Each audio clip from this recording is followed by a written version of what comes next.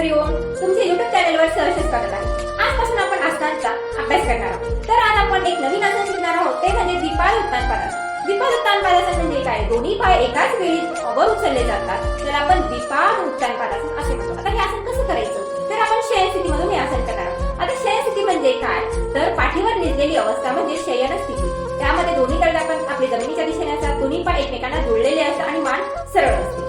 यामध्ये आपण एकला दोन्ही पाय सावकाश जमिनीला लंब 90 डिग्री मध्ये असे सरळ येणार या पद्धतीने आपण ठेवतो, याला म्हणतो आपण द्विपाद उत्तानपादासन। आणि सोडताना सावकाश दोन्ही पाय जमिनीवर ठेवायचे। आता या उत्तानपादासन हे वजन कमी करण्यासाठी आणि पोटावरील चरबी जाळण्यासाठी अत्यंत प्रभावी असे योगासन आहे। या आसनाचे वजन कमी करण्या व्यतिरिक्त अनेक शारीरिक फायदे सुद्धा आहेत। वजन कमी करण्यासाठी याचे फायदे काय आहेत? तर या आसनात पाय वर उचलल्यामुळे पोटाच्या स्नायूंवर दाब येतो, ज्यामुळे पोटावरील साचलेली चरबी कमी होण्यास मदत होते।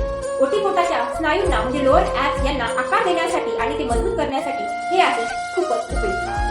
त्यानंतर याचा जर तुम्ही नियमित अभ्यास केला तर तुमच्या मांड्यांवरील चरबी सुद्धा कमी होणार आहे। त्यानंतर कमरेवरील चरबी सुद्धा कमी होण्यास मदत होणार। यामुळे तुमचं पचन सुधारणं तर तुम्हाला आपोआपच तुमचं वजन नियंत्रणामध्ये येणार आहे।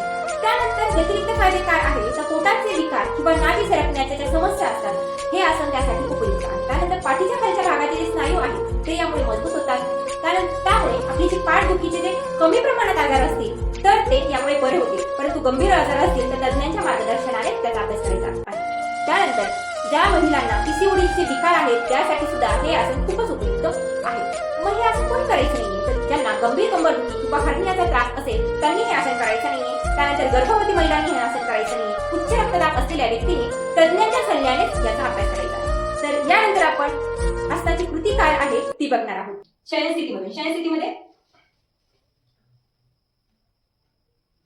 नजरवरती दोन्ही तळवे आपल्या जमिनीवर दोन्ही पाय जुळलेले आहेत।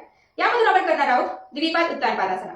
एक लांब सावकाश दोन्ही पाय वर उचलायचे आहे, त्यावेळी आपले गुडघे सरळ असणार आहे, पाय कुठेही वाकवायचा नाहीये आणि जमिनीला 90 अंशामध्ये करण्याचा प्रयत्न करायचा आहे। तर आपण आसन करणार आहोत सावकाश एकला दोन्ही पाय द्विपाद उत्तानपादासनामध्ये घेणार आहोत।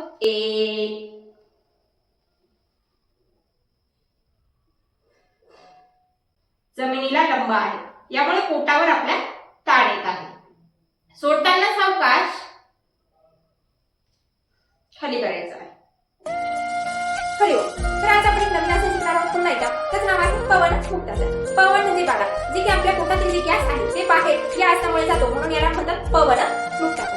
तर हे आसन आपण शयन स्थितीमधून करणार आहोत। शयन स्थितीला एकला काय करायचं आहे? दोन्ही पाय गुडघ्यात वाकवायचे आहेत, दोन्ही वाकवलेले जे पाय आहेत जी घडी आहे ते आपल्या पोटावर ठेवायची।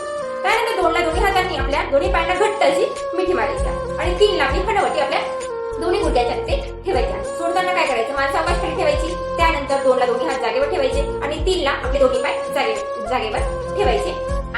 त्यानंतर मग हे आसन किती वेळ करणार तुम्ही? 30 सेकंद तुम्ही सुरुवातीला करायचं आहे, नंतर आपण त्याचा वेळ वाढवणार आहे।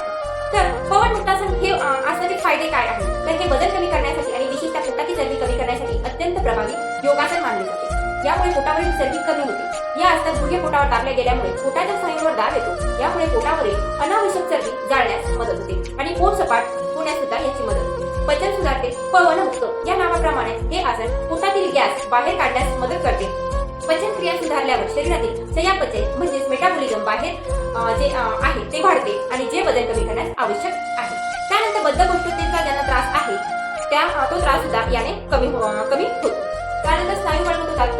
पोटाचे कंबर, मांड्या, नितंबाचे स्नायू ताणले गेल्यामुळे ते बळकट होण्यास मदत होते। रक्ताभिसरण वाढते। दक्षता काय घ्यायची आहे? कोणी करायचं नाहीये। ज्यांना कंबरदुखी आहे, मोठ्या प्रमाणात स्लीप डिस्क त्रास आहे, हर्निया आहे किंवा गरोदर महिलांनी हे आसन करायचं नाही। पवन मुक्तासन शयन स्थिती पूर्वस्थिती आहे। एकला दोन्ही पाय गुडघ्यात वाकवायचे आहे आणि जी घडी आहे ती आपल्या पोटावर ठेवायची आहे। त्यानंतर दोनला दोन्ही हातांनी आपल्या दोन्ही पायांना घट्ट अशी मिठी मारायची आहे। काहींच्या पोटाचा घेर जास्त असेल तेव्हा त्यांना घट्ट मिठी मारता येणार नाही, तर फक्त या पद्धतीने हात ठेवले तरी चालणार आहे, परंतु ज्यांना मारता येणार या पद्धतीने त्यांनी तशी मारायची आहे। आणि त्यानंतर आपली हनवटी आपल्या गुडघ्यांच्या तिथे या पद्धतीने करायचा आहे। यामुळे आपल्याला काय होणार आहे? पोटावर दाब येणार आहे आणि आपला पवन मुक्तासन आपल्या पोटातील गॅस बाहेर जाण्यास मदत होणार आहे। सोडताना सावकाश मान खाली करायची आहे, दोन्ही हात जागेवर आणि 3 ला दोन्ही पाय सावकाश खाली. हरिओम. आज आपण 2 नवीन आसन शिकलेले आहेत आणि नंतर यांचा कालावधी आपण वाढवणार आहोत. सुरुवातीला मी फक्त आसनांची ओळख करून देत आहे. नंतर आपण एक शेड्यूल तयार करणार आहोत. त्यानुसार आपण संपूर्ण वेट लॉस कसं होणार, कोणते आसन घ्यायचे, काय क्रिया करायची, संपूर्ण डिटेल मी तुम्हाला सांगणार आहे. आता फक्त आसनांची क्रिया कशी आहे, काय आहे ते करायला तुम्ही सुरुवात करायची आहे. धन्यवाद.